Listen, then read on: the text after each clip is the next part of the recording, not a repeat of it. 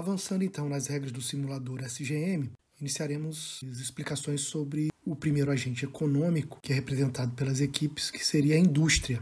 A indústria ela tem como representante de sua gestão 6 áreas funcionais. Cada uma delas com uma responsabilidade. Por exemplo, presidência, o objetivo é garantir o valor do negócio e a sustentabilidade da organização. Liderar os membros da equipe, fazer a integração estratégica. Planejamento, por exemplo, serve para monitorar o mercado, colocar a estratégia em prática e apoiar as outras áreas mais específicas. No caso da produção, a indústria ela serve para manufatura, para montagem dos produtos de tecnologia.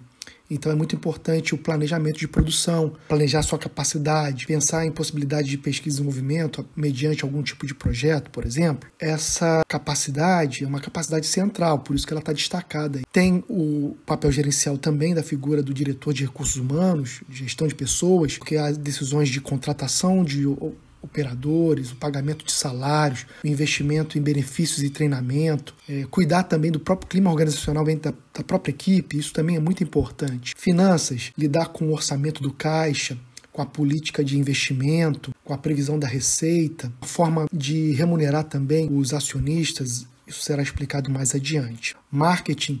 O marketing da indústria é um pouco mais tradicional, tem a ver muito mais com a negociação, com relação ao preço, à quantidade e o prazo que será dado para os seus clientes, que no caso são atacadistas. Mas é importante também pensar em outras possibilidades para melhorar o posicionamento da própria marca. Os objetivos empresariais na simulação podem ser organizados sobre 3 perspectivas de forma crescente. Então é sempre importante tentar ser líder de mercado, ter uma boa participação na quantidade de produtos vendidos, mas isso não é suficiente, porque isso é um desempenho operacional em vendas. Passando para a questão financeira, tentar garantir um retorno sobre as vendas em algo próximo a 25%, uma meta até audaciosa, dá grandes possibilidades de auferir a sustentabilidade do negócio. Então, essa seria já um objetivo de maior relevância. Distribuir dividendos também é um objetivo importante, porque as empresas começam com um capital social que foi aportado por acionistas. E é importante, no final da jornada da empresa, remunerar esse acionista a partir do resultado e sobre a forma de distribuir dividendos para esses acionistas. E um objetivo muito importante, que é operacional, mas é extremamente essencial para a indústria, é tentar operar sempre com uma capacidade produtiva média em torno de 90%. Ou seja, 10% de ociosidade das suas máquinas pode gerar o que nós chamamos de custo de oportunidade, perdendo vendas, perdendo a possibilidade de oferir resultados mais promissores. Se esses objetivos forem alcançados, a possibilidade da empresa ter um valor econômico considerável passa a ser alta, e isso é medido através de uma taxa de retorno, como, por exemplo, o retorno sobre o capital próprio, ou conhecido como ROI, onde você compara o resultado alcançado no período em comparação com o patrimônio que a empresa vem acumulando. Então vamos falar sobre características iniciais da indústria. As indústrias têm uma condição inicial. Ela começa com um patrimônio líquido de 10 milhões e 500 mil reais, por exemplo. Isso pode mudar de acordo com a dinâmica da disciplina, mas iniciando do zero, isso seria uma boa orientação. De onde vem esse valor? Ele é um capital aportado pelos acionistas, que são sócios capitalistas da empresa. Então, isso já está distribuído entre a própria operação, que nós veremos a seguir. Por exemplo, parte desse capital já foi imobilizado. A empresa começa, nesse caso, exemplo sendo ilustrado aqui, por 10 máquinas, que é a linha de produção. Então, cada máquina representa uma linha de produção. Começa, então, com operários que já foram contratados, que são de 50 operadores. Depois a gente vai ver exatamente essa relação homem-máquina. Ela tem despesas administrativas fixas, que giram em torno de 1 milhão ao ano. Como o jogo ele é dinamizado em trimestres, então, independente da quantidade a ser produzida, as despesas associadas ao custo de manutenção dos escritórios, da planta, energia, isso tudo, manutenção hidráulica, predial, preventiva, tudo gira em torno de 250 mil por trimestre, porque são despesas administrativas que são fixas, independente do volume de produção. E a empresa, então, tem uma capacidade produtiva, já que ela tem 10 linhas de produção, em torno de 80 mil horas. É o que veremos na sequência em relação com as características da linha de produção. Cada equipamento, cada máquina tem um valor de R$100 mil. Por isso que parte do patrimônio já foi imobilizado em máquinas, cerca de 1 milhão, porque cada máquina custa R$100 mil, já tem 10 linhas de produção instaladas na indústria, então são R$1 milhão imobilizados em equipamentos. Muito importante, se a equipe representada por uma indústria quiser aumentar sua capacidade produtiva, ela pode adquirir máquinas, só que a máquina ela tem um delay, uma disponibilidade de 90 dias.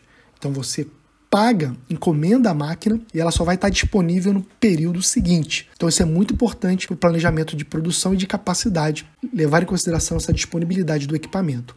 Ele, por exemplo, é projetado no mês, ele é montado, testado no segundo mês, ele é transportado e instalado na planta da empresa no terceiro mês, por isso que ele está pronto para ser operado num delay de 1 trimestre. Cada máquina tem a capacidade de 8 mil horas por trimestre. A gente opera em 24/7, em turnos, não é necessário pensar dessa forma. É pensar na sua capacidade total em horas. Inclusive, a capacidade produtiva da indústria ela é medida por horas. Então, cada máquina tem uma autonomia de 8 mil horas. Para operar essa linha de produção, é necessário, então, 5 operadores. Por isso que a empresa começa com 50 operadores, já que ela tem 10 máquinas instaladas. O custo de manutenção da máquina gira em torno de R$1.000 por trimestre. Isso é um custo automático que o próprio simulador ele vai apresentando. Na sequência, vamos falar um pouquinho sobre os recursos humanos, os operadores que atuam na indústria. Ele tem um salário base de R$12 mil ao ano. Isso é importante para ter uma noção do salário ao longo do ciclo anual. Esse salário também ele pode ser ajustado, existe uma decisão do ajuste salarial. Para contratar novos operadores, já que é possível adquirir novas máquinas, ampliar sua linha de produção, existem os custos de aquisição, contratação e custos de demissão de operários. Vocês também podem vender máquinas e com isso você pode reduzir a sua linha de produção e, consequentemente, fazer desligamentos. O custo de contratação gira em torno de 10% do salário anual, ou seja, para cada colaborador contratado há um custo de R$1.200. E se porventura for demitido um colaborador, existe uma multa contratual, que é o custo de demissão, que gira em torno de 40% do salário anual, ou seja, R$4.800. Então, para entrar colaboradores, o custo de contratação é de R$1.200 por operário. Para demitir, R$4.800.